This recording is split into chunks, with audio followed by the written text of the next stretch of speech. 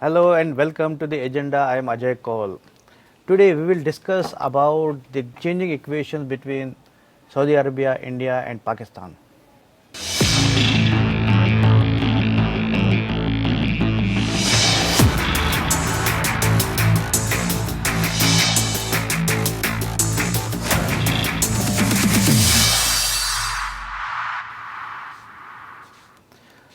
Pakistan and Saudi Arabia have traditionally enjoyed very close relations. In fact, Saudi Arabia, the most influential Islamic country, has been the biggest supporter and benefactor of Pakistan. But no more. Saudi Arabia is now upset or perhaps angry with Pakistan. At the same time, Saudi Arabia is increasingly moving closer to India. Why are these equations changing? What will be the implications?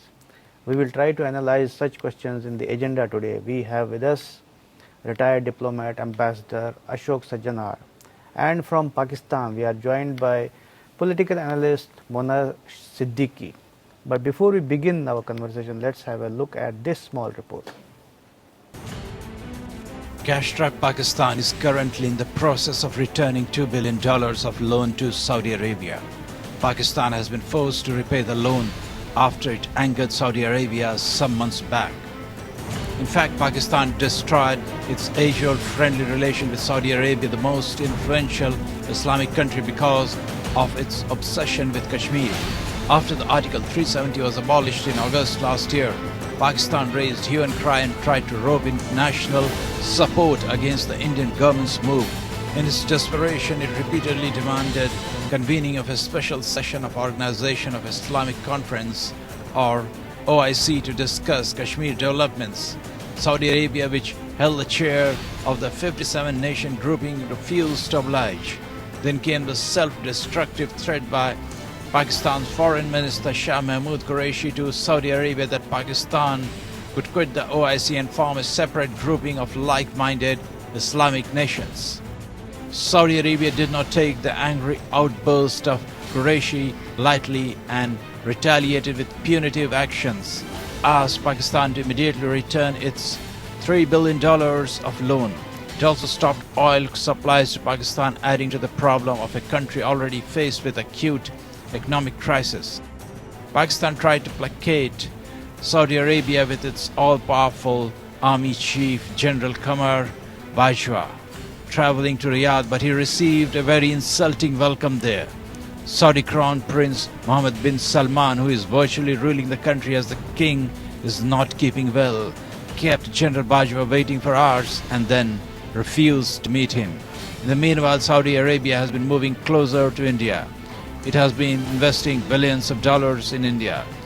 Significantly, Indian Army Chief General M.M. Naravane also paid a visit to Saudi Arabia, becoming the first head of Indian military to visit the most influential Arab country.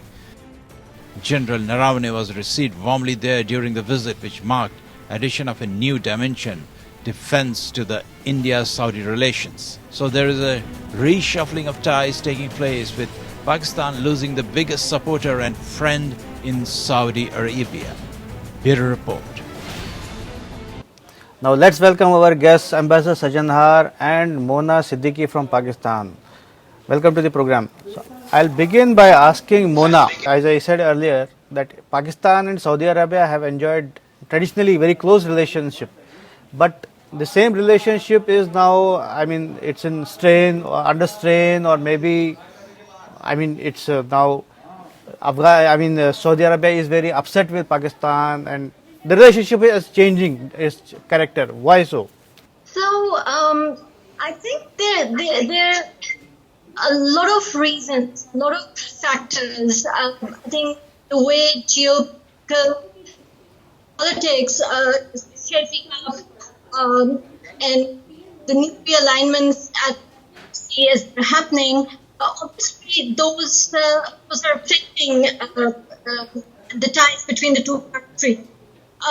But we see it in the context of India, and if we see it particularly in the context of Kashmir, I think that has divided and disputed the two countries. And this issue, I think, has spread much the Islamic world for months now.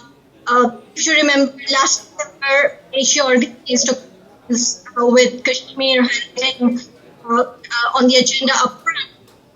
Now, given the subject matter and also, I mean, going to the attendance list, it included two articles of Saudi, both Iran and Turkey. That kind of pressured Pakistan to withdraw, which it did at the last moment. And although Pakistan had been one of the king caps, to convene this this conference. It's a lot about like how India is gravitating to India, maybe into Israel, behind the doors. But I think also maybe Pakistan is gravitating towards Turkish and Pakistan. So I think there's a lot of trust deficit, if I can say. Then of course our government, Imran Khan, he doesn't have his fingers on the pulse of the situation and how he has upset Saudi at the very beginning. I think these are some of the factors. But I think it's a good news for India, No, I also thought that Imran Khan government, as you said, that doesn't have the pulse on the real situation. That is, the world is changing, dynamics is changing. So I'll go to Ambassador Sajanhar. So, do you think that Pakistan is losing out just because it is stuck in the past? It thinks only Islam is the only basis for having relationship with anybody. Very well. Thank you very much. First of all, Ajit, for having me on your program. And My pleasure, sir, always. it's a great pleasure also to be as a co-panelist with Miss Mona Siddiqui. I always enjoy her interventions and her comments. Unfortunately, today I have not been able to very clearly hear what she has said, but I can make out what must have been the thrust of her remarks. But coming to your question in terms of whether Imran Khan is losing touch with the current dynamics of geopolitics, I think what Pakistan, as it was born more than 70 years ago, it was born on an anti-Indian theme. It was born out of anti-Indianism, that the Muslims will not be able to get justice in India. That is why they needed a new homeland. And they got a new homeland in West Pakistan and East Pakistan. But the force of religion was not really strong enough. The glue, the bind of religion was not strong enough to keep them together. So much so that today the number of Muslims in India is more than the number of Muslims in Pakistan. And over the last 70 years, what it has been motivated, I think, even more than religion. Islam is just used as a convenient tool. Like in most of the other, when we talk about Islamist extremism, fundamentalism, terrorism, Islam is used as a tool. It is used as an instrument. It is because, as Mona herself will tell us, and as all our friends who are Muslims tell us, that Islam is a religion of peace. Islam does not talk about the killing, but it is basically the same religion that all the terrorists, whether it is Al-Qaeda, whether it is Taliban, whether it is ISI, it's the same Islam that they keep in front, that they try to use for carrying out all these most heinous terrorist attacks. So basically, what Imran Khan has not been able to get out of, and what more than Imran Khan, it is the Pakistan army, it is the Pakistan establishment, it is the Pakistan ISI, which has not been able to get out of its anti-Indian and the needs anti-Indian fix, because if the army has to get control over all the resources and the power and the privileges, then it has to project India as an enemy. India is not an enemy. India is very happy to be, very willing to be friend with Pakistan. Just once Pakistan stops the use of terrorism against India. And that Pakistan is not doing. And that, I think, basic problem that the West has also seen, that West Asia has also seen, that Pakistan has become the epicenter of terrorism, while India can collaborate, whether it is with Saudi Arabia, UAE, or all the others, in terms of promoting the security, peace, stability in that region. And Pakistan is a source of instability in that region because of all the support that it provides to the terrorist forces. So once Pakistan is able to get out of its anti-India fix, I think, and stop terrorism against India, then I think it will be able to evolve into a normal nation. Okay, Mona, as Ambassador pointed out, that it is the establishment, or what many call as deep state, that is the army of Pakistan, which is basically, I mean, they are stuck with that using of religion as the binding force, which is not the case in the new world. The whole world is now bound by economics, finances, trade, commerce. So do you think that is what is distancing Pakistan from Saudi Arabia? I think, first of all, thank you very much for giving this opportunity, and I'm very grateful to Ambassador Sajjan for acknowledging the peaceful faith of Islam, and I completely endorse his comments. As for the role of establishment in regards to or a role of religion, in regards to the distances between Saudi and Pakistan, it has a role. Saudi, if you can, is now building its diplomatic ties, it's expanding its diplomatic franchises, based on economic model and based on its economic interest.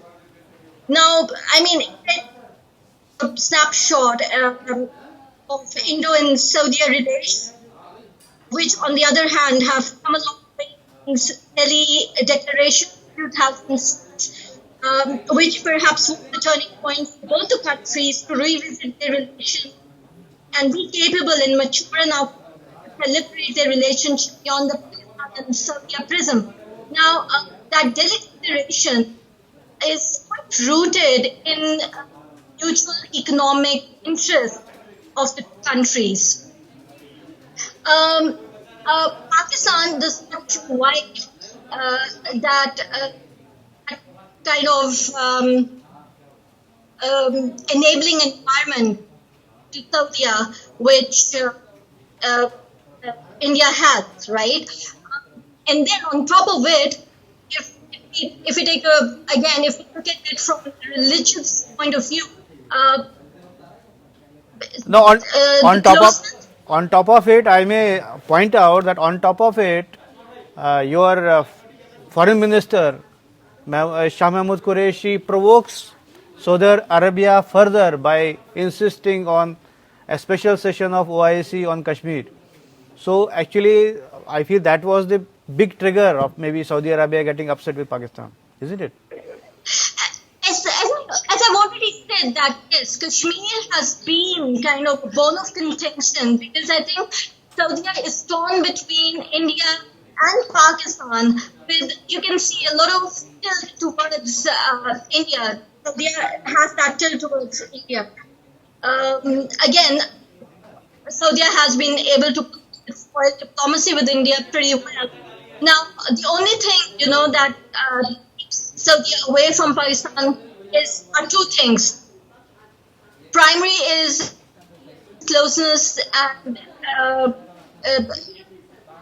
kind of improved relations with Iran, which is we all know it's a dominant country and directly at odds with the Wahhabi mindset of Saudi. And the other is Kashmir.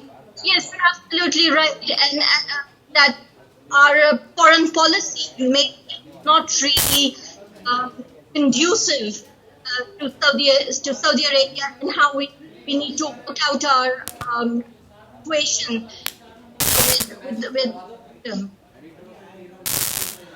Okay, let me turn to Ambassador Sajanar. As we discuss about, it's not only economics. We talked about economic interest being the key factor for maybe developing relations, international relations, particularly when we talk about Saudi Arabia and India getting together. But now we see the army chief of India visiting, being received by Saudi Arabia, and it is the first Indian army chief visiting Saudi Arabia.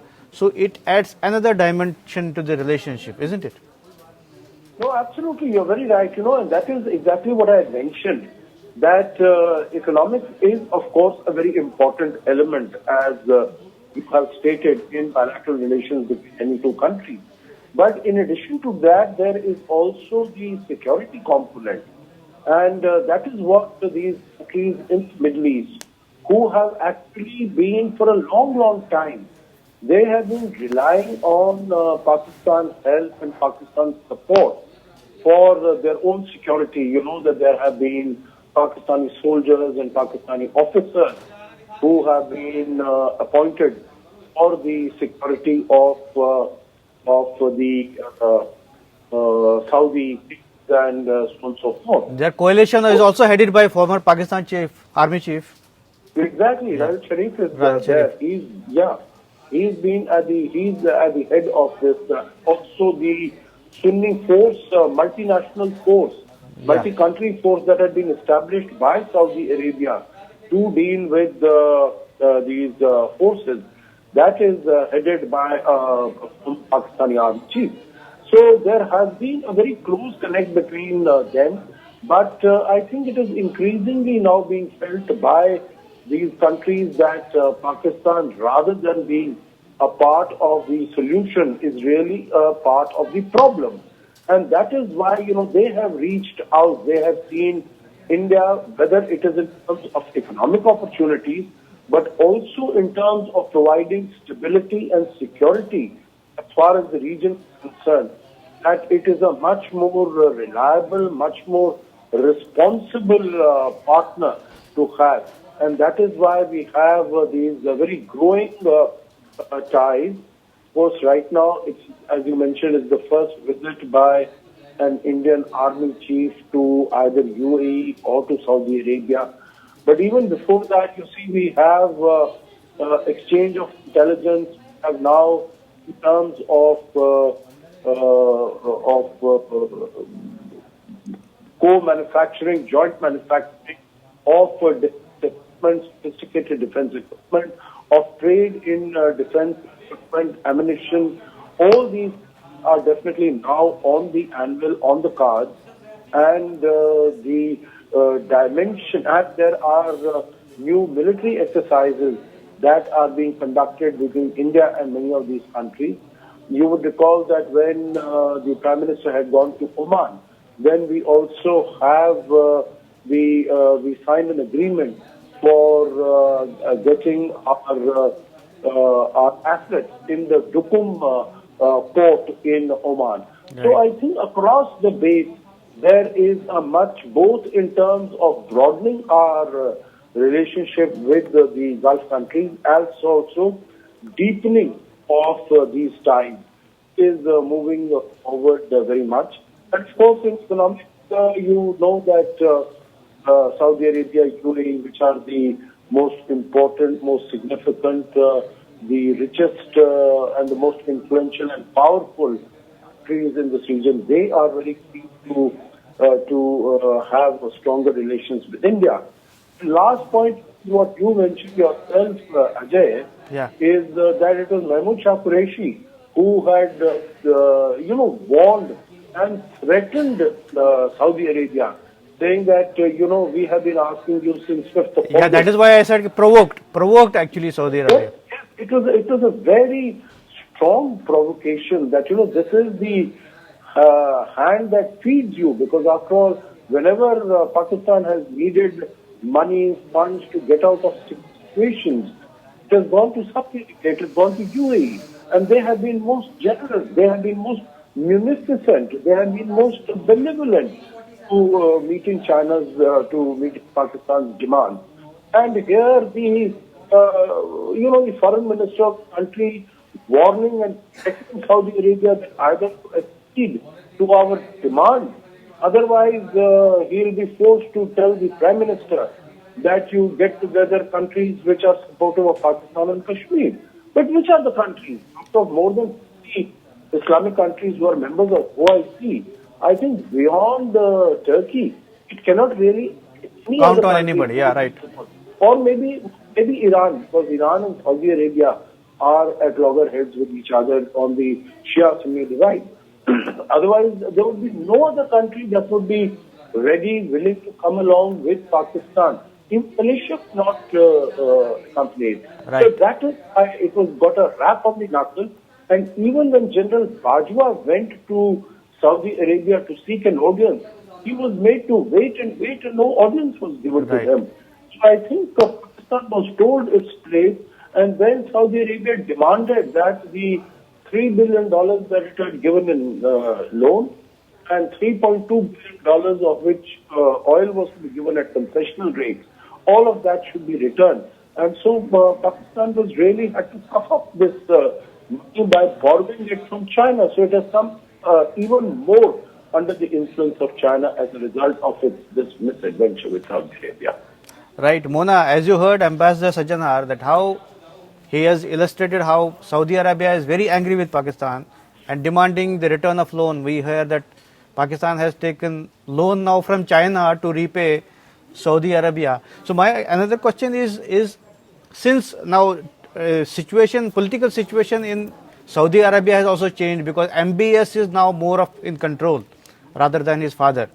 So is that also something to do, has got something to do with maybe having a new pragmatic view about relationship with Pakistan and India? Mona.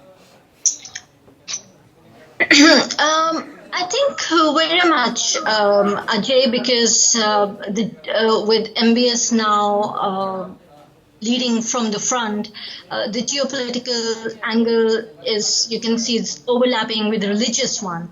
And you can see Riyadh is now creating room for Turkey, Iran, and other actors to challenge the shape of the Islamic world. So against this backdrop, as Ambassador Sajjan has also pointed out, I think General Bajwa's visit, I think it was this year, right? It looked like an attempt to delay a train wreck, in the bilateral relations. And we are still unsure if he actually succeeded. But you're absolutely right when you say that a lot of geopolitical shifts, they're not favoring Pakistan at the moment. And then also with Turkey warming up to Saudi, it again throws Pakistan's relationship with Saudi in a flux. Now, again, coming also to how we are always depending on Chinese, to bail us out whenever Saudi its money. We have been able to secure a lot of loans from China, but that is not sustainable. So I very much think that Saudi's, and I agree with Ambassador Sahab when he says that the economic vitality, which India provides to Saudi Arabia at this point in time, which is also in going through a lot of crisis, economic crisis, leadership crisis in the external world. I think the kind of economic vitality India provides is very crucial. And of course, that has it has created a magnetic field also between the two countries, which I think Pakistan needs to sit back and its policies with regards to both the countries, like how it wants to not just improve its relationship with Saudi, but also improve its relationship with India, to undo a lot of damage that has already been done in past 7 decades.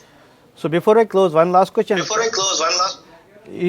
Don't you think that Pakistan is losing its support across the world, around the world, because of the continued support to terrorism and maybe Kashmir obsession also, and it needs to maybe revisit those policies? No, I agree with you. You know, and I very much welcome what Mona has said, that Pakistan at least, and some sensible voices and minds like Mona, and I'm sure many of our friends in Pakistan are also thinking about improving relations with India, because India is always said that it is willing to walk 2 steps if Pakistan takes even 1 step forward to meet India. And we are very keen to have friendly relations, and the only condition is that the support to terrorism, the safe havens, the training, the providing of finances and equipment and all the other wherewithal to terrorists to conduct these terrorist attacks against India. Once that stops, I think there is no stopping and the relationship, and the relationship will really can move forward. Both Right. our countries are young countries, and I think it will help Pakistan in multifarious ways. Right now, it is on the grey list of the Financial Action Task Force. The last comment here again I'll make is, what Hillary Clinton has said, that if you are keeping terrorists in your backyard, they are doing that to hurt India and Afghanistan, Right. but actually hurting Pakistan more. Right. So if we were to stop investing in the Hafiz Saeed and Zakir Rahman Lakhvis, then it is going to be helpful for them, and bilateral cooperation economically, politically, security-wise is going to increase and improve much further. So clearly Pakistan needs to revamp its policies and revisit and understand what is ailing it. But thank you both of you for participating in this debate today. Thank you very much. This is all in the agenda today. Thanks for watching. I'll be back with another important topic tomorrow. Till then, goodbye.